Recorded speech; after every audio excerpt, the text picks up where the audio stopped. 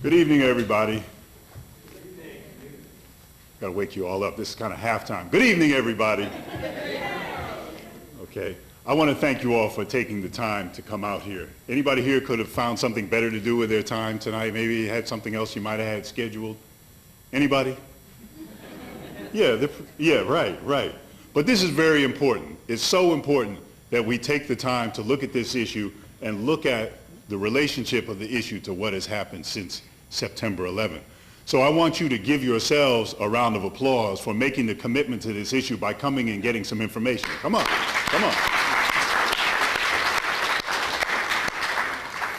In the introduction, it was pointed out that I am the national coordinator for the campaign against racial profiling. I work with 53 affiliates around the country to deal with this issue, a very serious issue before September 11th and even more serious now.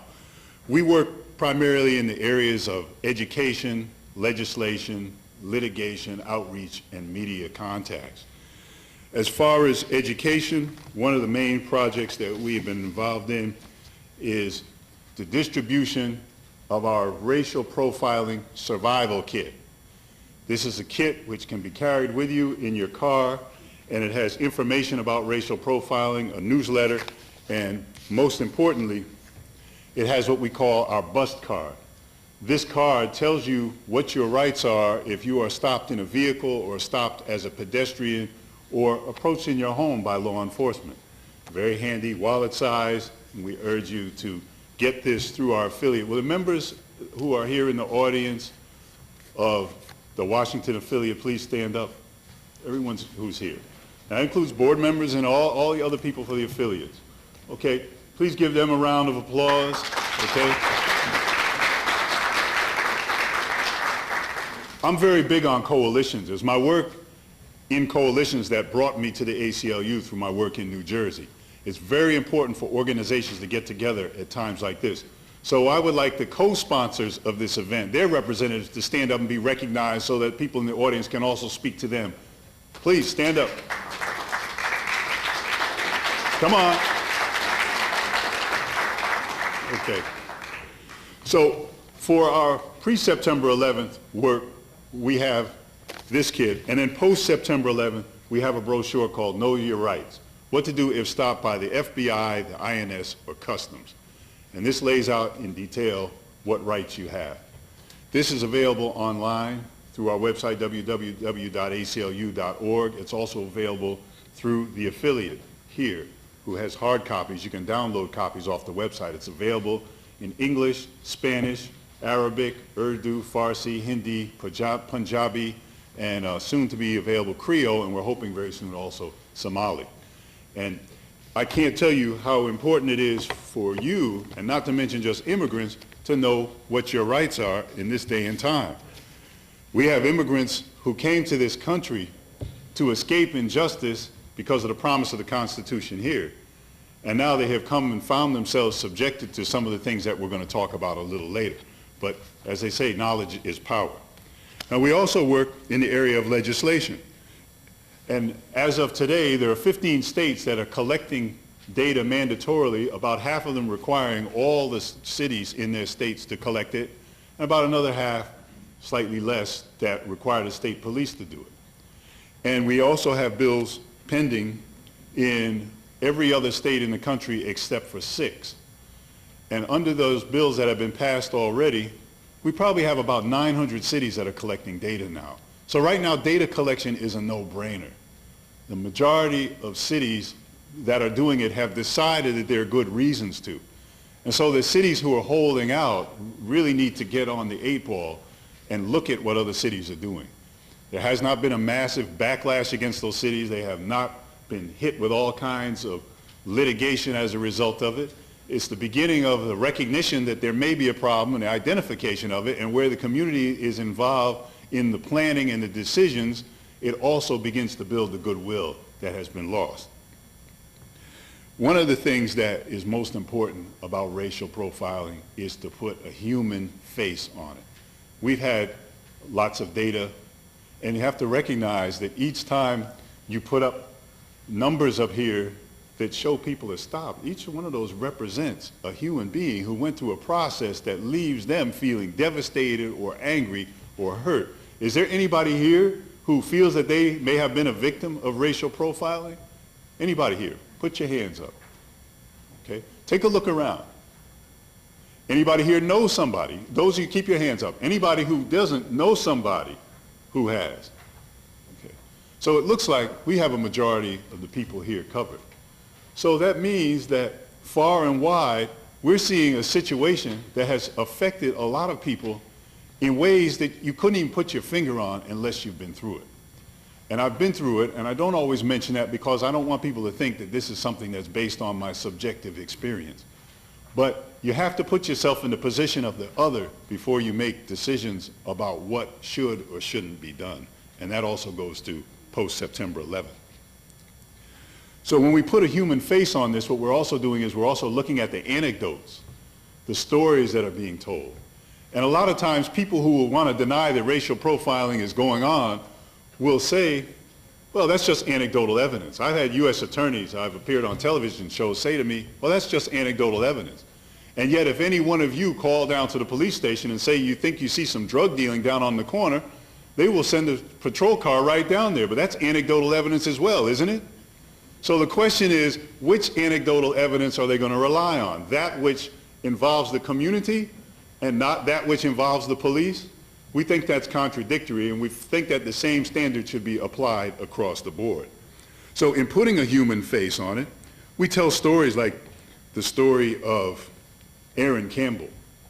And usually when David makes his presentation, he talks about a member of the Miami-Dade County Sheriff's Department named Marshall Frank, who in an article that was published down there said, what he basically said was, if he's in a majority white neighborhood and he sees two young black males driving in a car, he sure is going to stop them whether they're doing anything wrong or not, because they're out of place, they don't belong there, and they're probably up to something. So here he is taking a position in favor of racial profiling, and I wonder if he knows Aaron Campbell, who was one of the commanders of the Miami-Dade Sheriff's Department, who was pulled over by another police officer, and even after producing his identification, which clearly showed that he was aware of his rights, and after denying the officer consent to search his vehicle, went and searched it anyway. Didn't make any difference that he was dealing with another police officer. So Aaron Campbell has now sued and received a judgment on behalf of that litigation. And these are the kind of people that America looks up to. You know, do the right thing, become a law enforcement officer, you know, uphold the Constitution. These are the kind of people that America feels pulled themselves up by their bootstraps and were successful. And so for years and years, we had issues around racial profiling that involved working people, poor people, people who had criminal records, and there was no attention paid to the issue.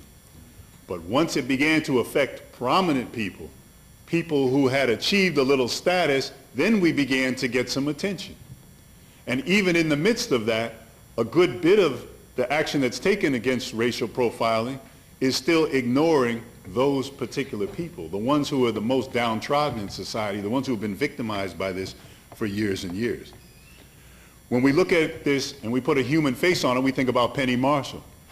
Penny Marshall is an African-American woman, and she is the federal prosecutor, the federal public defender for the state of Delaware. She was riding in her new SUV, and a state trooper from Delaware pulled up behind her because he had a report of a white male with a gun in an SUV. Okay? Now, do we know whether that evening he could identify her or not in the vehicle? I'll give him the benefit of the doubt. He couldn't tell who it was. He had a description of the license plate, it was a temporary plate, 3 of the numbers didn't match, 3 of them did. Might that be a basis to stop her? We'll give the benefit of the doubt. We'll say yes, that was a basis to stop her. But once he pulled her over and walked up to the vehicle and saw her in the car and saw that she was clearly not a white male with a gun, at that point he should have broken off the investigation. But he did not do that. He asked to search the vehicle. When she produced her identification as a federal public defender, that seemed to anger him, and instead of breaking off the search at that point, he took her out of the vehicle because she still would not give consent and had her on the ground with a shotgun pointed at her. Then he proceeded to search the vehicle without consent. Now, that puts a human face on this, and that case just 2 weeks ago was settled for a large sum of money and an apology from her. And most importantly, as a result of this, discussions are now underway and task forces are meeting in Delaware to begin to set up a process where the state might now voluntarily begin to collect data. And I'll tell you, until her case came along, I thought Delaware was going to be one of the last states as sort of a holdout from the old South. But thanks to this change, and thanks to her courageousness, now we're beginning to see that other people may begin to benefit from the data collection. So we put a human face on it before September 11th. How about after September 11th? We still want to put a human face on it. I have not seen any media reports of the Muslims who died in the World Trade Center. Has anybody seen a story about any Muslims who died in the World Trade Center attack? Good, good. We have one person. How many hands should be up? If we've seen all the other stories, all the hands should be up. Why is that not considered to be a story of interest? To show that that community suffered at the hands of people who committed a terrible act. So we want to see the human face always put on racial profiling. Now, we also have, post-September 11th, the story of Samar Kaukab. And you may have heard her story. She's a 22-year-old woman who was going through the airport in Chicago. She went through the screeners with no problem. No detectors went off. And as she was beginning to leave that area, a National Guardsman went up to one of the screeners and insisted that she be subjected to additional searches for no reason at all other than the fact that she was wearing a hijab, which is a head covering. He requested and basically ordered that screener to search her scarf, to have her remove the scarf and have her hair searched, and then also to be taken aside and be given a very personal and intimate, private search of her body for no reason. No detectors had been set off, simply because of the fact that she was a Muslim wearing traditional dress.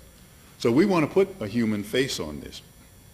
And then once we do that, then we can start to look into the other parts of the issue. Like, what is racial profiling? That's a big issue.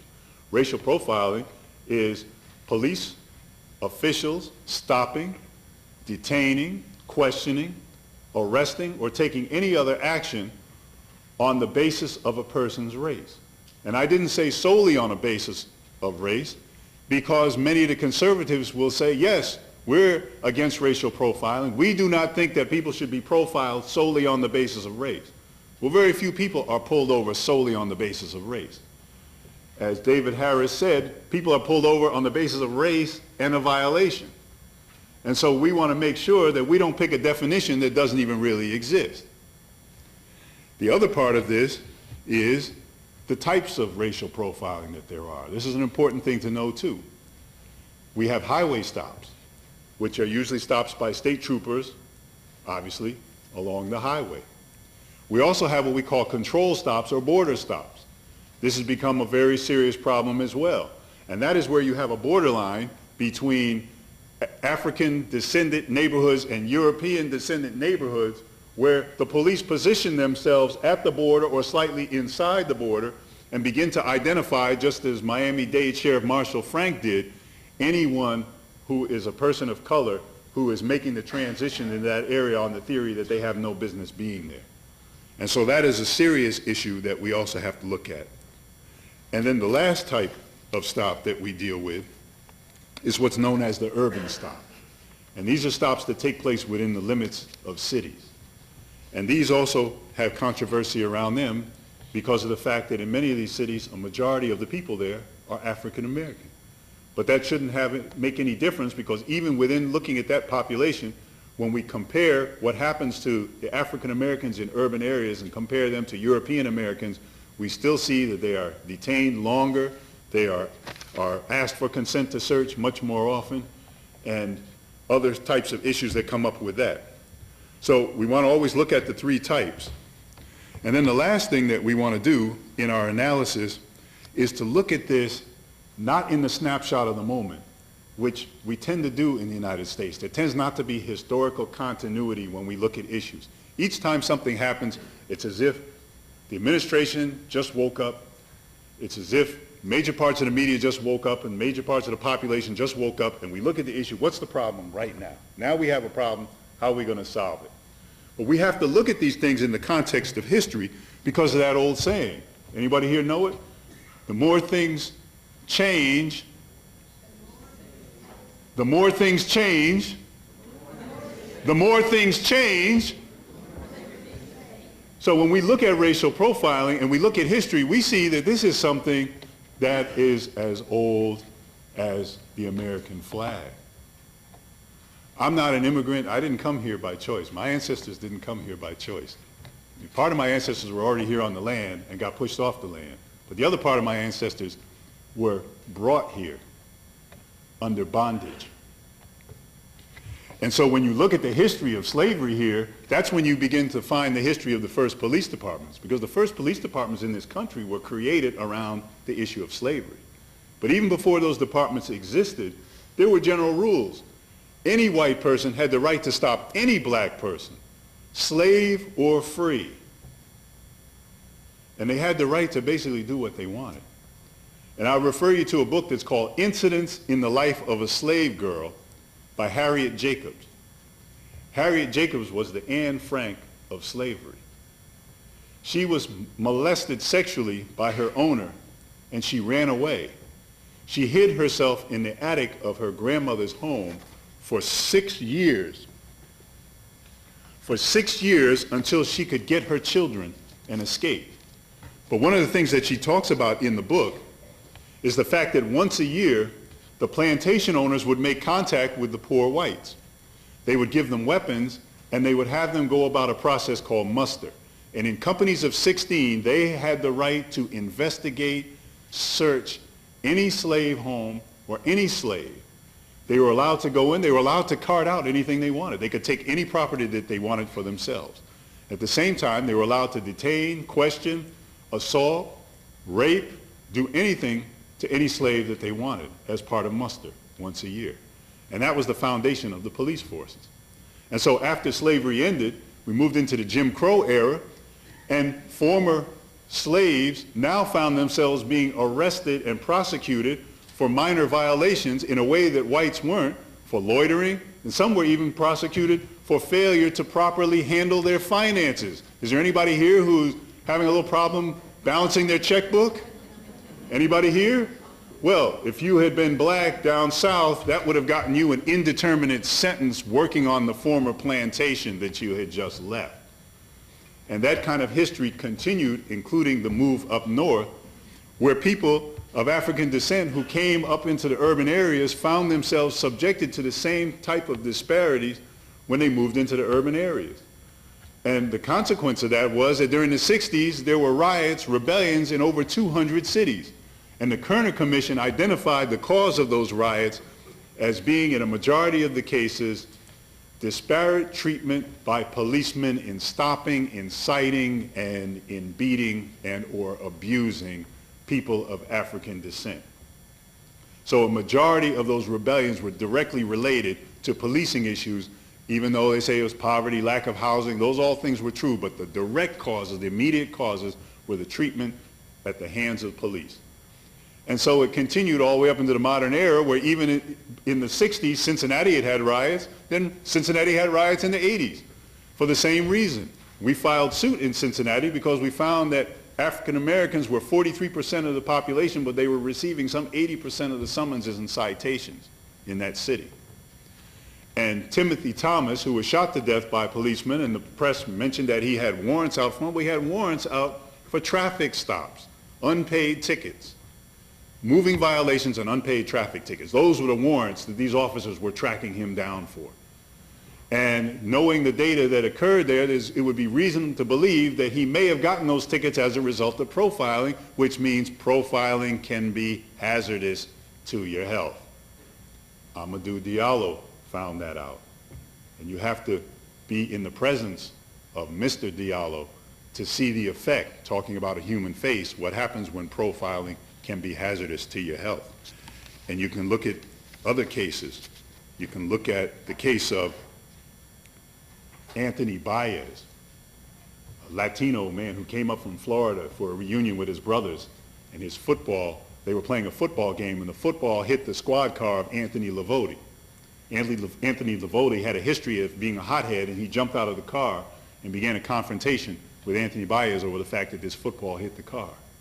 Well, one thing led to another, and Anthony Baez ended up being choked to death in an illegal chokehold that had been banned by the NYPD. And during Officer Lavoti's trial, as the trial went on through the weeks, as we approached the last day of trial on Friday, there was testimony by police officers there that they were standing in a circle around Anthony Lavoti, and right in the middle of all the police officers in a circle came a mysterious pair of black hands which penetrated the circle of police officers, choked Anthony Baez to death, and then escaped without being taken into custody by the police. This is testimony. I'm not making this up. And the judge on that Friday said that this is clearly a nest of perjury. And then on Monday, because the judge was the jury, because it was a bench trial, found Officer Lavoti not guilty. So Anthony Baez was profiled to death because a young white male whose football hit a police car, the officer might have picked the ball up and said, "Hey, go out for a long one." Never happened. So we have to look at that part of it. Moving on to the riot era, the last piece of this for the leg of African American history had to do with the war on drugs. Professor Harris mentioned a large part of that. But I also wanted to give some of the statistics that went along with the DEA targeting African Americans in this war on drugs. And I want to add one thing also to that. He mentioned the polls. At the time that we were having the serious drug problem, when crack first came into play, there was a Washington Post poll that said that 60% of Americans were willing to sacrifice their civil liberties in order to solve the war on drugs. And so we ended up with racial profiling, which was a sacrifice of civil liberties. And did it solve the problem? Did it solve the problem? So look what we have now post-September 11th. We have the same kind of polls saying that a majority of the people are willing to sacrifice civil liberties, even though now they're willing to sacrifice the civil liberties of Arabs. But they are also, you look at the Patriot Act, they are also sacrificing their own civil liberties in the name of this.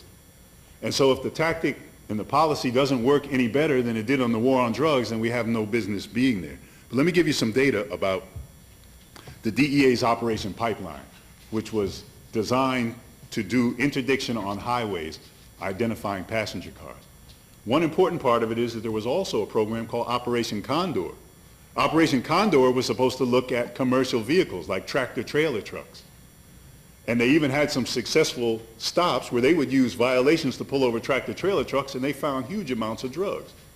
So then all of a sudden in the middle of the program, they stopped looking at tractor-trailer trucks and they start only concentrating on passenger vehicles. Anybody have a theory why? I mean, I suspect that the truckers probably weren't very happy about all their trucks being pulled over. And so they moved away from the area where large quantities of drugs could be hidden into moving into small groups of people who were driving cars along the highway. So the DEA trains 25,000 local officers. Their focus was on low-level drugs, so low that 2/3 of the prosecutions didn't even reach the federal mandatory minimum sentences. They were going after such small quantities of drugs on these task forces, and they were finding such small amounts in these passenger vehicles. Yet, in 1998, out of 20,000 federal prosecutions, they only prosecuted 41 kingpins. And the program was designed for large-level, high-level dealers. They also, 70% of their cases were African American. And even though the statistics were showing that people of color, just like white people, use drugs in equal percentage of their population, and they buy drugs from people who look just like them. So why were they targeting these populations for drugs? So we see this long history of profiling that has led to where we are today. there's another leg to this as well, and that is the history of the treatment of immigration in this country. Immigrants came into this country, and many of them were always subjected to discrimination as well, but it was never so long-lasting as it was when they were immigrants of color. And so we find the same tactics that had been applied and the same attitudes that had been applied to slaves now being applied to immigrants. And so by the time that we get into the modern era, we found courts in California, in New York, and in Texas identifying people for raids of work sites on the basis of identifiers like this. The people outside the work site spoke Spanish. As far as I know, that's still constitutional, and that's not evidence of a labor violation. The people outside were wearing clothing that was characteristic of people from Central America. As far as I know, that still was not a constitutional violation. And yet the courts admonished the INS for doing that. So we take these two analytical legs, and then we have to apply those to what we do around September 11th. Because without that history, it may just look like, oh yes, this makes a lot of sense. And this is just something we would do. But you can't do it without applying the history of what has happened ahead of us. Because that tells you what you're likely to see when the government says that they're going to go after something and that they have a legitimate reason for doing it. And so the first thing we look at is, we've got to look at the word terrorism. I mean, when I think of terrorism, I think of the people who took my ancestors into slavery, but I've never heard that word used against them. When I think of terrorism, I think of the people who were called to carry out those musters down south in Harriet Jacobs' book. I've never seen the word terrorism used against them either. I never saw the word terrorism used against the Oklahoma City bombers. I never saw the word terrorism used against the Olympic bomber. And I never saw the word terrorism used against the Unabomber. Why is it that when we're dealing with ethnic people of color, the other, why is it that we will use a word like that for them, but when it comes to people who commit the same acts who happen to be European Americans, we don't call them terrorism, we don't define them by their crimes. What we do is we define them by their politics. Right to lifer bombs abortion clinic. Right to lifer bombs abortion clinic. What kind of words did they use to describe the Oklahoma City bombers? Right-wing militias, white separatist groups, white supremacist groups. We advance their politics. We don't call them terrorists. We don't define them by the act. And so we have to look at the disparate use of terms and see them just identify one group of people. And that's a very serious matter. One last point here on in this area. Law enforcement knows that racial profiling is not the tactic to use. They know it very clearly. What I think we're seeing happen is, I think we're seeing happen the same thing we did when we saw the drug problem and whenever we saw the issue of crime, the explosion of crime. We see politicians attempting to appear to do something by taking on tactics that are proven to be ineffective and recognized to be ineffective. And so I'm going to give you some citations to some material that talks about this. The October 12th Boston Globe talks about intelligence officials who were unnamed at that time, who had circulated memorandum to local police chiefs telling them that they should not be targeting people on the basis of ethnicity, that what they should be doing is looking after criminal behavior. So they know, they're just not telling you. Newsweek had an article talking about the Germans and the Swedes that were part of the camps. And there was also an article that talked about a Russian memo that mentioned that there were Chechens and Filipinos in these camps as well. And so all of this is well known, and yet the political will and the attempt to do something is ignoring what law enforcement clearly knows. So what do we want to do about all this? The first thing we want to do is that we want people to continue to learn what their rights are. And when they find complaints, to give us a call on our hotline at 1-8776-PROFILE. That's 1-8776-PROFILE. We want people to support legislation. And we want bills that are meaningful. We want a good definition in those bills. We want the bills to also include data collection, and we want it to include data collection that tells the race of the person. We want to include the license plate number so we know where the group is coming from. We want to know whether there was a search, what was taken in the search, whether there was an arrest, whether there was a use of force. We want all of that information so that law enforcement can look at the material that they have and begin to work on racial profiling. We also want them to ban it, and we also want there to be training. And we're not talking about sensitivity training. We want them to identify when people come in what their experiences are racially. Where did you grow up? What are your attitudes about people of color? Most departments don't seriously go into that. You know, they look at the idea of, well, we're going to sit down and we're going to talk about, can we change our views about other people without looking at that as a consideration in the hiring practice. We also want accountability. It's very important for the community to see that people do this by having some kind of action taken against them. Whether it's an early warning system that identifies them and begins to correct the action, that's good. But where it continues to be a problem, there needs to be the same kind of will that's seen when anyone in the community commits an act. It's such a clear double standard. I mean, we even have situations where police officers don't get booked when they're charged with shooting until after a grand jury indicts them. I wish the community would have that happen. You just stay at home, and then if the grand jury indicts you, then we're going to come in and we're going to fingerprint you. We're going to process you. The last part of what we need to do is we have to be vigilant around the Constitution. We have to clearly recognize that these are constitutional violations. Oh, and I should put in a local note now too. Tacoma, anybody here from Tacoma? Well, your city, congratulations are in order because we were at a meeting today and they have made a commitment to do data collection. And they're moving forward on that. So give them a round of applause. That's a start. So what I want to know is, what's up with Seattle? What's up with Seattle? How far along do we have to study this problem to decide whether we're going to do something about it?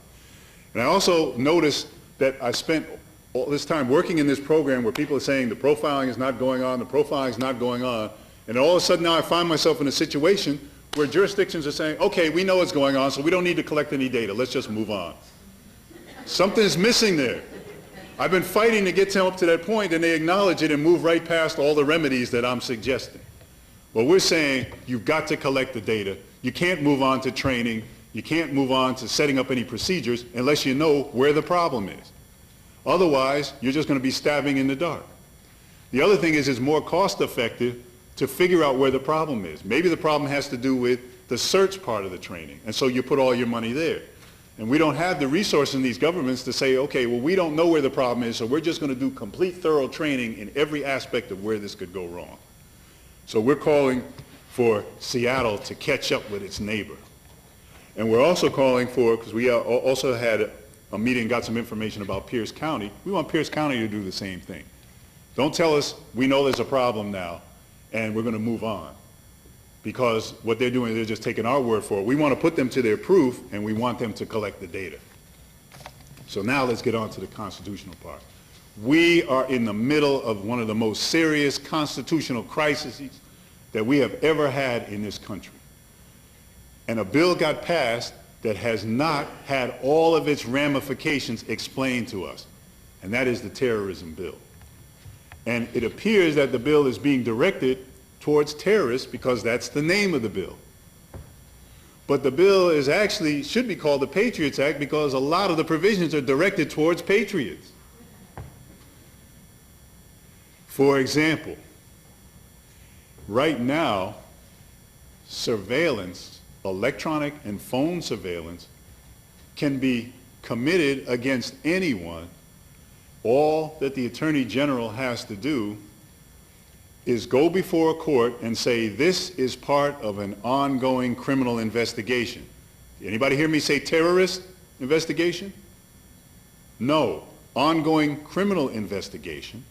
Then they go before the court to get a warrant to tap a phone or an email, and the court has to say yes. There's no contesting it. The court has to grant it. What kind of judicial process is that? My understanding was that the court is supposed to review and make a decision about whether there is probable cause. And so there are even situations now where some of them are just, you could almost crank these things out on a mimeograph. It's part of an ongoing investigation. We want to tap this phone, we want to check this email. That has implications for you. Because there are maybe things that you're doing that may seem harmless, but may fall into being part of an ongoing criminal investigation. And you don't want to be investigated without probable cause. Then the other part of it is that when this warrant is obtained under the bill now, you do not have to be told of the warrant until a reasonable period of time has passed. And right now, the Attorney General's office is saying a reasonable period of time is 90 days. Traditionally, you were served with a warrant, and you had an opportunity at that point to rush into court and say, wait a minute, why are they taking everything in the house when they're saying to me that they have reason to believe that there is something in a file cabinet on the first floor? So you can now cannot do anything. They can just come in and cart out everything they want, and you don't have a chance until long after it's done to even be given notice about what was taken. That's not the way the Constitution was written. So we have to be vigilant about this, and we have to recognize the provisions that are in that bill, pay close attention to them, and recognize that it may be the Arabs today, and I don't remember that saying. What did it come out of Nazi Germany? Does anybody remember that? Who was it? If they first they came for the who? Somebody say it loud. What was the saying though? Anybody know? First they came for the non-prisoners, then they came for the Jews, then they came for the Jehovah's Witnesses, then they came for the Gypsies, and then finally they came for me, and then it's Okay. So this has the potential to be a runaway train. And so the only thing that we can do is be vigilant for our rights. I want to thank you for giving me the time here, and I hope we have some time to answer some questions. Thank you.